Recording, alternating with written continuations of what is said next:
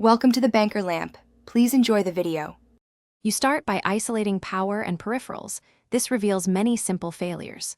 Plug the original charger into a known good outlet because chargers and outlets fail more often than you think.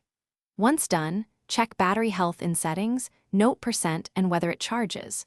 Remove all USB devices and SD cards, then force a cold boot by holding power 10 seconds. This clears transient states and shows whether the issue is firmware, battery, or peripheral related. It saves hours of guessing. Once the hardware basics are done, move to software fixes. If Chrome OS won't boot, press ESC plus refresh plus power to open recovery. This reveals whether the system partition is corrupted. Make a backup to Google Drive because PowerWash erases local data. Use settings reset PowerWash to remove profile level faults.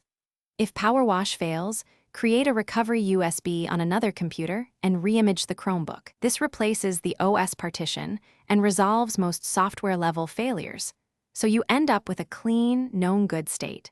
Now complete the repair by checking internal hardware. Open Crash with Control plus Alt plus T and run battery test or memory test to identify failing components. These tests pinpoint whether replacement is needed. If diagnostics show a bad SSD or battery, order the correct model part and follow a teardown guide. Make sure you keep screws organized and disconnect the battery before touching the board.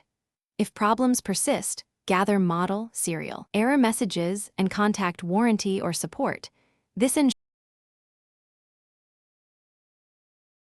Thanks for watching. If this was helpful, leave a like and consider subscribing. See you next time.